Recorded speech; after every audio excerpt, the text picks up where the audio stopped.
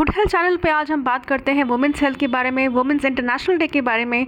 जानते हैं 8 मार्च को इंटरनेशनल वुमेन्स डे क्यों मनाया जाता है। इसे जानने के लिए हिस्ट्री में चलते हैं।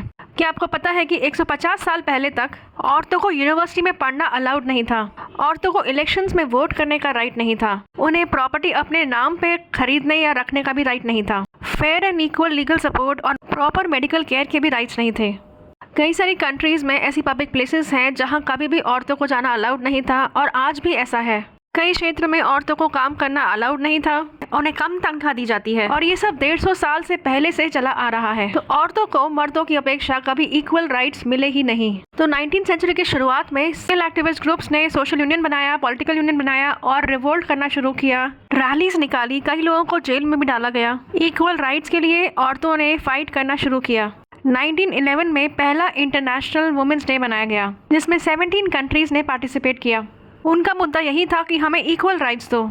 इस तरह से 100 साल के भी ऊपर की फाइट की वजह से, रिवोल्ट की वजह से धीरे धीरे वोटिंग राइट्स मिले, यूनिवर्सिटी में पढ़ने का राइट मिला, प्रॉपर्टी ओन करने का राइट मिला, पार्लियामेंट में औरतें आई। वर्ल्ड इकोनॉमिक फोरम की रिपोर्ट कहती है कि 131 ईयर्स और लगेंगे जेंडर इक्वालिटी के लिए।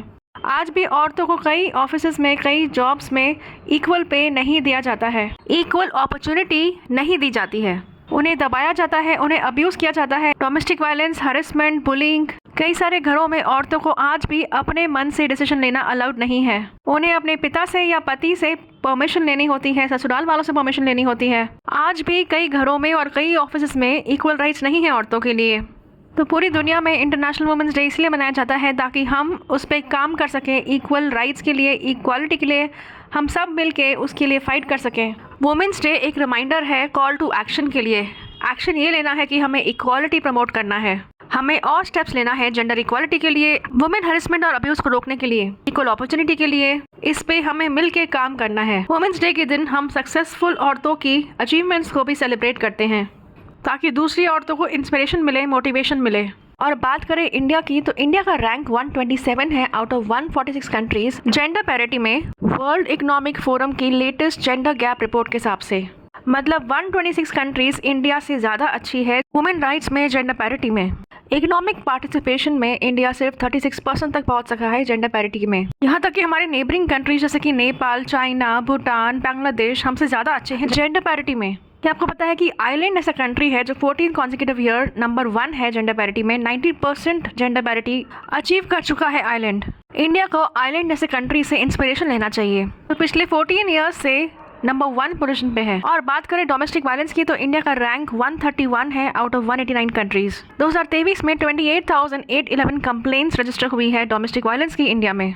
Right to dignity, domestic violence, dowry harassment, molestation, police apathy, rape and attempt to rape complaints. ये आंकड़ा उससे भी ज्यादा बड़ा है क्योंकि कई सारी फीमेल्स पुलिस में जाके कंप्लेन नहीं करती, डर के मारे चुपचाप से सहन करते रहती है। डेटा कहता है कि 30% मैरिड फीमेल्स इंडिया में डोमेस्टिक वायलेंस सफर करती है। फिजिकल वायलेंस, इमोशनल वायलेंस और सेक्सुअल वायलेंस। WHO कहता है कि हर 3 में से 1 महिला वायलेंस का शिकार हो चुकी है। डिप्रेशन सबसे बड़ा कारण है, पुअर मेंटल हेल्थ का, सुसाइड का।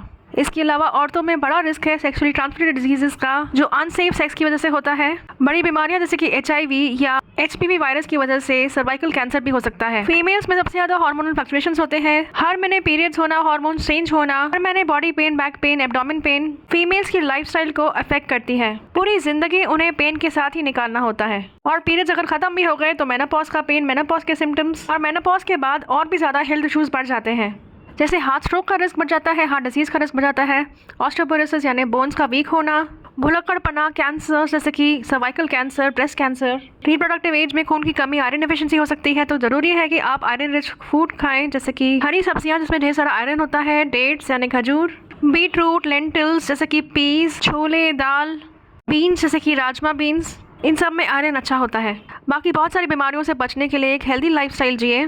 योगा, मेडिटेशन आपको फिजिकल और मेंटल हेल्थ दोनों में हेल्प करेगा। बहुत सारा पानी पिए, बैलेंस डाइट ले, एक्टिव रहें, एक्सरसाइज करें, वॉक करें, अपना रेगुलर चेकअप कराएं। हर साल में कम से कम एक बार आप सारा चेकअप कराएं बॉडी का, ताकि अगर कैंसर की जैसी कोई खतरनाक बीमारी हो तो जल्दी से पकड़ने में आए और उसका इलाज हो पाए। कोई भी इरेगुलर सिम्टम में आप डॉक्टर से तुरंत संपर्क करें। सेक्सुअली ट्रांसमिटेड डिजीज से बचने के लिए हमेशा प्रोटेक्शन यूज़ करें। आपकी हॉबीज़ परस्यू करें, म्यूज़िक सुने, डांस करें, अच्छे ट्रस्टवर्दी फ्रेंड्स के साथ सोशलाइज करें।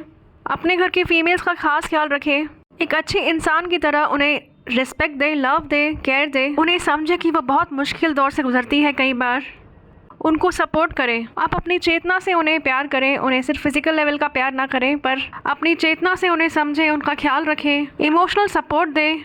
सोचिए कि दुनिया की आधी पॉपुलेशन फीमेल्स है और वो खुश नहीं रहेगी तो क्या आप खुश रह पाएंगे? तो वुमेन्स डे सिर्फ 8 मार्च को नहीं पर हर एक दिन मनाएं, फीमेल्स का रिस्पेक्ट करें, उन्हें सपोर्ट करें। इस बात को समझे कि फीमेल्स हेल्दी नहीं रहेगी तो आप भी हेल्दी नहीं रहेंगे, फैमिली अफेक्ट हो जाएगी, देश की इकोनॉमी नहीं बढ़ेगी और उसकी 50% पॉपुलेशन बैकवर्ड रह जाए, प्रोग्रेस ना करे। तो आप भी जेंडर इक्वालिटी को सपोर्ट करें, इंसानियत के लिए, अपनी फैमिली की प्रोग्रेस के लिए और अपने देश के लिए, अपने कंट्री के लिए, पूरी दुनिया की प्रोग्रेस के लिए, ह्यूमैनिटी की प्रोग्रेस के लिए। सल्यूट करते हैं उन सारी कामयाब औरतों को जिन्होंने बहुत सारी मुसीबतें होने के बाद भी हिम्मत नहीं हारी, अपने देश के लिए कुछ कर दिखाया, सिर्फ फैमिली में नहीं पर सोसाइटी में भी अपना कंट्रीब्यूशन दिया। तो आप सारी फीमेल्स इनसे इंस्पिरेशन लें, आगे बढ़ें और कुछ कर दिखाएं। गुड हेल्थ चैनल से आपको बहुत बहुत शुभकामनाएं।